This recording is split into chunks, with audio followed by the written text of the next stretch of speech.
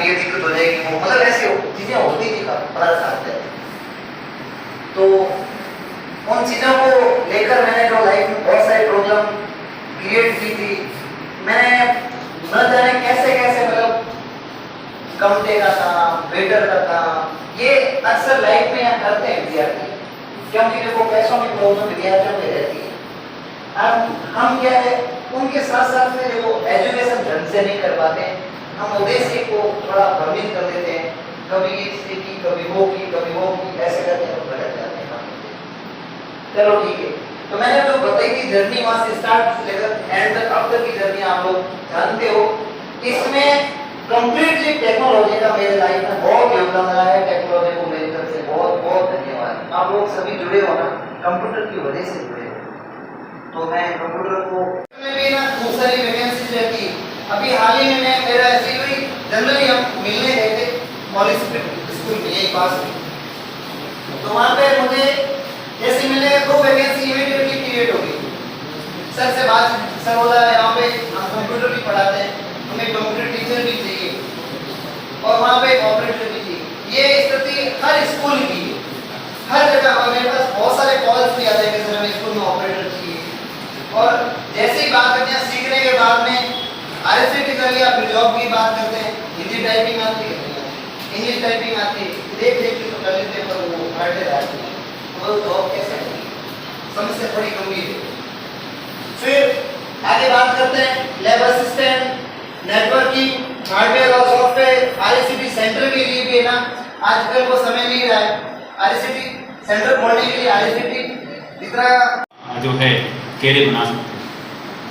Thank you. तो आप जो चीज़ पढ़ रहे हो, यहाँ से आपको जो मिल रहा है वो आपका कॉन्सेप्ट क्लियर होना बहुत ज़रूरी है। और कंप्यूटर फील्ड एक ऐसा फील्ड है, इसमें आपका थ्योरेटिकल नॉलेज है वो सिर्फ आप कहीं पर पढ़ाते हो तो वहाँ काम आता है, आपको प्रैक्टिकल नॉलेज कितना वो देखा जाता है। आप किसी भी कंपनी के अंदर इंटरव्यू लेने के जाओगे, वहाँ पर आपकी प्रोग्रामिंग कितनी अच्छी है, वहाँ पर आपको हार्डवेयर का कितना नॉलेज है, सॉफ्टवेयर से संबंधित कितना नॉलेज है। तो ज़्यादा से ज़्यादा संस्था में आने के बाद में आप प्रैक्टिकल का नॉलेज लेके दे रहे हो।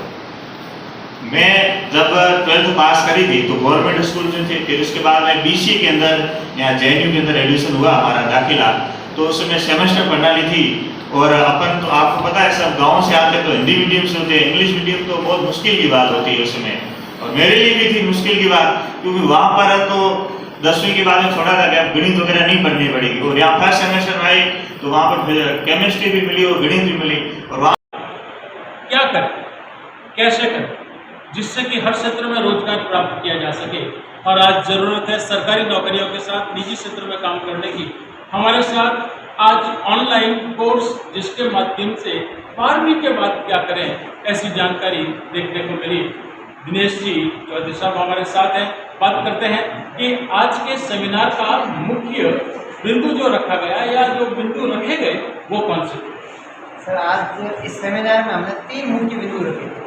पहला मुख्य बिंदु हमारा ये था, आधुनिक युग में तकनीकी शिक्षा क्यों जरूरी है। दूसरा हमारा था कि 12वीं के बाद में हम क्या करें। अभी तक विद्यार्थी BA BCom BSc MA MCom MSc करने के पश्चात भी वो काफ़ी कन्फ्यूजन रहते हैं कि मुझे क्या करना चाहिए, अपने राइट डायरेक्शन में पहुंच नहीं पाते हैं। और वो तीसरा जो हमारा पॉइंट था वो था कि सरकारी और गैर सरकारी में रोजगार पाने के लिए हमें कंप्यूटर शिक्षा क्यों जरूरी है।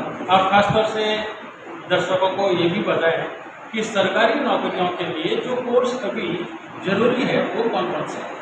अभी सरकारी नौकरी के लिए अगर अपन कंप्यूटर क्षेत्र की बात करें तो कंप्यूटर क्षेत्र के लिए जैसे O लेवल है, A लेवल है, BC है, PGDC है, ये तमाम कोर्स कंप्यूटर शिक्षा में कंप्यूटर क्षेत्र में जाने की बहुत सारे आपको मौके देते हैं। टैली के बारे में भी हम हमारे दर्शकों को बताना चाहेंगे कि कैसे वो रोजगार प्राप्त कर सकते हैं। टैली सीखकर विद्यार्थी अकाउंटिंग सेक्टर में आगे जा सकते हैं। इसका भी सेक्टर बहुत विस्तृत है, खूब सारा काम कर सकते हैं। अकाउंटिंग का कर सकते हैं, GST का कर सकते हैं, टैक्सेशन का कर सकते हैं, इन्वेंट्री का कर सकते हैं, बहुत सारा बड़ा स्कोप है। बहुत बहुत धन्यवाद।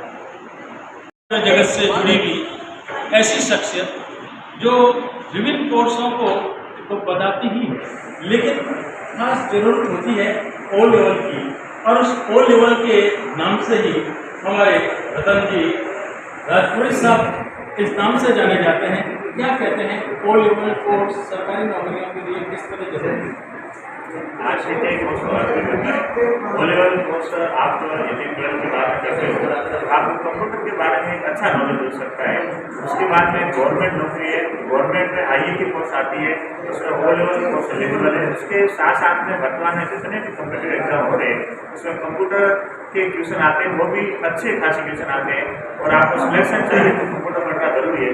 यदि आप ओ लेवल का कोर्स कर सकते हो उसके बाद में सरकारी नौकरी, बैंकिंग क्षेत्र में और जितने भी प्राइवेट सेक्टर है जहाँ पर कंप्यूटर LDC या कंप्यूटर ऑपरेटर की आवश्यकता होती है वहाँ पर ओ लेवल कोर्स आप करेंगे तो आपको अच्छी जॉब मिल सकती है। इसमें ओ लेवल में खासतौर से कौन कौन से कोर्स आते हैं? ओ लेवल में आप एक तो फंडामेंटल सीखोगे, उसमें हार्डवेयर के बारे में पूरी जानकारी, नेटवर्किंग के बारे में, और सी लैंग्वेज आसानी से समझ सकते हो। बहुत बहुत धन्यवाद। मैं भी कंप्यूटर सीख करके आगे आ रही है, और हमारे साथ एक ऐसी ही, नाम आपका? प्राची चौधरी जी। क्या आप कंप्यूटर का कौन सा कोर्स कर रही हैं? आपका टैली सीखने का मकसद? सर आगे बहुत ज़्यादा काम आता है, क्योंकि कंप्यूटर हर जगह काम आता है, और आजकल बहुत ज़्यादा सब काम कंप्यूटर से ही होता है, तो इसलिए कंप्यूटर सीखना बहुत ज़रूरी है। और ऊपर से टैली तो बहुत ज़्यादा इम्पोर्टेंट है, क्योंकि उसमें सब खर्चे वगैरह सब उसमें बताए जाते हैं। एक्सेल का काम इसमें सीखना पड़ता है? Yes sir. बिल्कुल। कॉमर्स है क्या आपके? Yes sir. बिल्कुल। तो कॉमर्स की छात्रा सीख रही है आपके ऐसे ही कोर्स जिसके अंदर आपके टैली, जहाँ छोटा से छोटा बिल बनाना हो या बड़ा से बड़ा कोई भी अकाउंटिंग का काम करना हो, इनकम टैक्स का काम करना हो, सेल टैक्स का काम करना हो, GST का काम करना हो, और बिना टैली सीखे ये संभव नहीं। बहुत बहुत धन्यवाद आपका। हर व्यक्ति यही चाहता है कि वो कंप्यूटर की जानकारी प्राप्त करके सरकारी नौकरियों की ओर जाए, और रोजगार प्राप्त करना हर कोई चाहता है।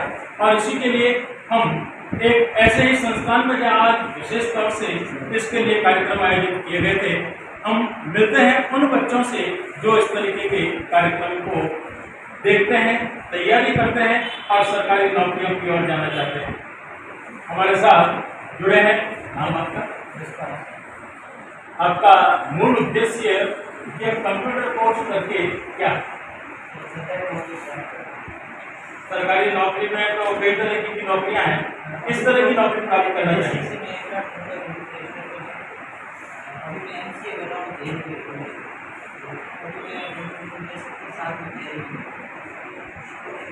अगर आपको विशेष तौर से कोई कंप्यूटर क्षेत्र की जानकारी प्राप्त करनी हो तो किस तरह का कोर्स करें?